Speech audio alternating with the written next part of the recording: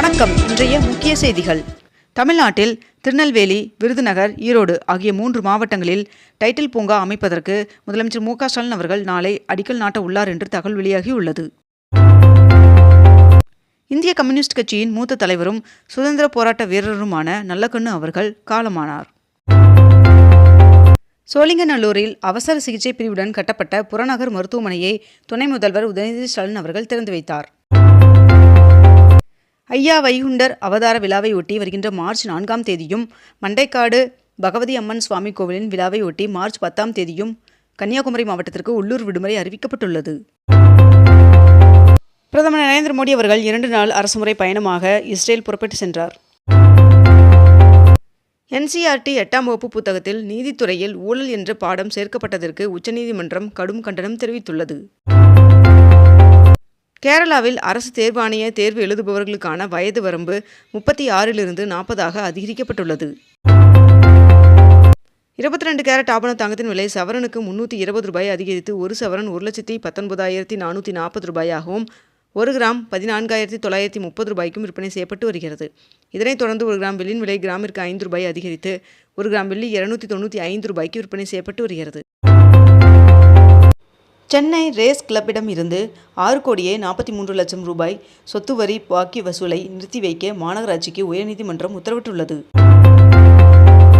திடக்கழிவு மேலாண்மை விதிகளை ஏப்ரல் 1ஆம் தேதி முதல் நாடு முழுவதும் தீவிரமாக அமல்படுத்த உச்சநீதிமன்றம் உத்தரவிட்டுள்ளது. கன்னியாகுமரி மாவட்டத்தில் இலங்கை தமிழர் மறுவாழ்வு முகாமில் புதிதாக கட்டப்பட்டுள்ள வீடுகளை முதலமைச்சர் மு.க. ஸ்டாலின் அவர்கள் முன்னிலையில் முகாம்வாழ் தமிழர்களால் திறந்து வைக்கப்பட்டது. UPSC குடிமைப்பணி தேர்விற்கு விண்ணப்பிப்பதற்கான கால அவகாசம் வருகின்ற பிப்ரவரி 27ஆம் தேதி வரை நீட்டிக்கப்பட்டுள்ளது. தமிழ்நாடு அரசு செயல்படுத்தி வரும் HPV தடுப்பூசி போடும் திட்டத்தை நாடு முழுக்க விரிவுபடுத்த ஒன்றிய அரசு திட்டமிட்டுள்ளதாக தகவல் வெளியாகியுள்ளது. தலைமை தேர்தல் ஆணையர் ஞானேஷ்குமார் அவர்கள் 3 நாள் பயணமாக இன்று தமிழகத்திற்கு வருகை தர உள்ளார். ஸ்ரீநகர் விமான நிலையத்தில் 1667 கோடி ரூபாய் மதிப்பீட்டில் புதிய முனையம் கட்ட ஒன்றிய அமைச்சரவை ஒப்புதல் வழங்கியுள்ளது. வேலூர் மாவட்ட ஆட்சியர் அலுவலக கூட்டரங்கில் இன்று சிறப்பு கல்விக்கடன் முகாம் நடைபெற உள்ளதாக அம்மாவட்ட ஆட்சியர் தெரிவித்துள்ளார். ஆந்திர மாநிலம் கண்டலேறு நீர்த்தேக்கத்திலிருந்து தமிழ்நாட்டிற்கு கிருஷ்ணா நதி நீர் திறக்கப்பட்டுள்ளது. சசிகலா அவர்கள் புதிய கட்சியை தொடங்கியுள்ளதாக தகவல் வெளியாகியுள்ளது. சணலுக்கான குறைந்தபட்ச ஆதார விலையை உயர்த்தி ஒன்றிய அமைச்சரவை ஒப்புதல் வழங்கியுள்ளது. சணல் குவிண்டாலுக்கு ₹275 உயர்த்தி 1 குவிண்டால் ₹5,925 நிர்ணயம் செய்து ஒன்றிய அமைச்சரவை ஒப்புதல் வழங்கியுள்ளது. குற்ற வழக்கு தொடர்பு துறையில் அரசு உதவி வழக்கு நடத்துனர் தேர்விற்கான உத்தேச விடை குறிப்புகள் வெளியிடப்பட்டுள்ளது. கேரள மாநிலத்தின் பெயரை கேரளம் என்று மாற்ற பிரதமர் நரேந்திர மோடி அவர்களின் தலைமையிலான ஒன்றிய அமைச்சரவை கூட்டத்தில் ஒப்புதல் வழங்கப்பட்டுள்ளதாக தகவல் வெளியாகியுள்ளது. இந்திய தேர்தல் ஆணையம் மற்றும் மாநில தேர்தல் ஆணையர்கள் பங்கேற்கும் தேசிய அளவிலான ஆலோசனைக் கூட்டம் நடைபெற்றது. தமிழ்நாட்டில் SIR நடவடிக்கையின் மூலம் 74 லட்சம் வாக்காளர்கள் பெயர் நீக்கம் செய்யப்பட்டுள்ளதாக தகவல் வெளியாகியுள்ளது. அதிமுக ஆட்சிக்கு வந்தால் ஒவ்வொரு குடும்பத்திற்கும் உதவித்தொகையாக ₹10,000 வழங்கப்படும் என்று அதிமுக பொதுச் செயலாளர் எடப்பாடி பழனிசாமி அவர்கள் அறிவித்துள்ளார். கன்னியாகுமரியில் திருவள்ளுவர் சிலையின் வெள்ளி விழா நினைவு வளையத்தை முதலமைச்சர் மு.க. ஸ்டாலின் அவர்கள் திறந்து வைத்தார். குருவாயூர் கோவிலில் 1 மணி நேரத்தில் 5000 இட்லி தயாரிக்கும் நவீன கருவியை அறநிலைத்துறை அமைச்சர் VN வாசவன் அவர்கள் தொடங்கி வைத்தார். ஊட்டியில் கோடை சீசன் நெருங்கிய நிலையில் 35,000 தொட்டிகளில் நடவு செய்யப்பட்ட மலர் நாற்றுகளை பராமரிக்கும் பணிகள் தீவிரமாக நடைபெற்று வருகிறது. சென்னை திருவல்லிக்கேணியில் இறகுபந்து விளையாட்டு அரங்கத்தை துணை முதல்வர் உதயநிதி ஸ்டாலின் அவர்கள் திறந்து வைத்தார். தமிழ்நாடு அரசு IAS அதிகாரிகள் 8 பேரை இடமாற்றம் செய்து உத்தரவிட்டுள்ளது. முதலமைச்சர் மு.க. ஸ்டாலின் அவர்கள் இன்றும் நாளையும் கன்னியாகுமரிக்கு சுற்றுப்பயணம் மேற்கொள்ள உள்ளார். பிரதமர் நரேந்திர மோடி அவர்கள் டெல்லி மீரட் இடையே அதிவேக நமோ பாரத் ரயிலை தொடங்கி வைத்துள்ளார்.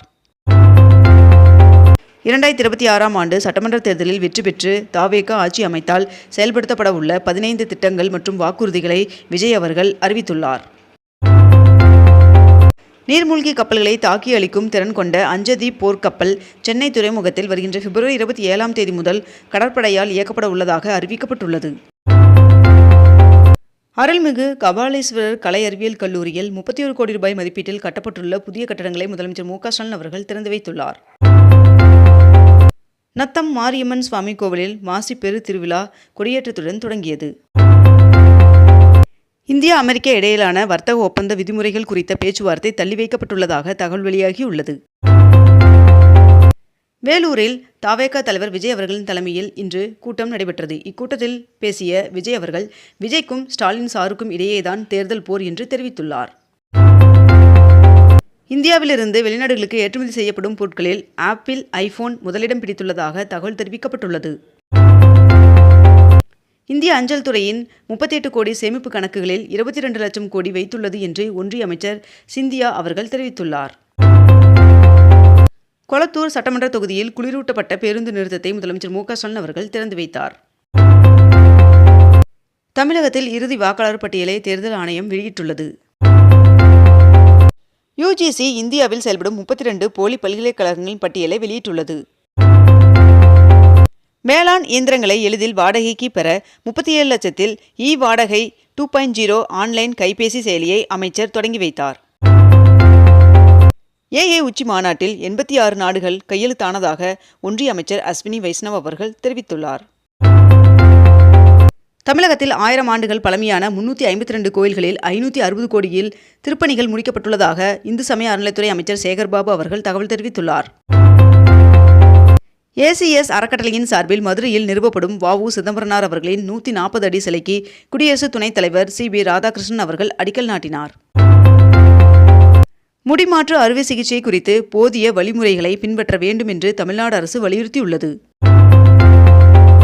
சட்டசபையின் முதல் கூட்டத்தொடர் 2021ஆம் ஆண்டு ஜூன் 21ஆம் தேதி தொடங்கி நேற்று முன்தினம் வரை மொத்தம் 161 நாட்கள் நடைபெற்றுள்ளன என்று சபாநாயகர் அப்பாவு அவர்கள் தகவல் தெரிவித்துள்ளார். பொள்ளாச்சியில் 9 கோடியே 89 லட்சம் ரூபாயில் புதிய பேருந்து நிலையத்தை துணை முதல்வர் உதயநிதி ஸ்டாலின் அவர்கள் திறந்து வைத்தார். மாநகராட்சி பகுதிகளில் போக்குவரத்திற்கு இடையூறாக சாலையில் தெரியும் மாடுகளை பிடிக்க 2 கோடியே 28 லட்சம் ரூபாயில் 23 வாகனங்களை மேயர் பிரியா அவர்கள் தொடங்கி வைத்தார். தமிழ்நாட்டிலே முதன்முறையாக மதுரையில் கணினி மேம்பாட்டு மையத்தை முதலமைச்சர் மு.க.ஸ்டாலின் அவர்கள் திறந்து வைத்துள்ளார். பெற்றோரின் சம்மதம் இல்லாமல் இனி பதிவு திருமணம் செய்ய முடியாது என்று குஜராத் சட்டசபையில் புதிய சட்ட திருத்த மசோதா தாக்கல் செய்யப்பட்டுள்ளது. மதுரை தமுக்கத்தில் 214 கோடி ரூபாய் மதிப்பில் நேதாஜி சுபாஷ் சந்திரபோஸ் அவர்களின் பெயரிலான புதிய மேம்பாலத்தை முதலமைச்சர் மு.க.ஸ்டாலின் அவர்கள் திறந்து வைத்தார். இத்துடன் இன்றைய தலைப்புச் செய்திகள் நிறைவடைகின்றன. மேலும் இதுபோன்ற அண்மை தகவல்களை உடனுக்குடன் தெரிந்து கொள்ள அக்னிபூ சேனலை சப்ஸ்கிரைப் செய்து கொண்டு தொடர்ந்து இணைந்திருங்கள். நன்றி, வணக்கம்.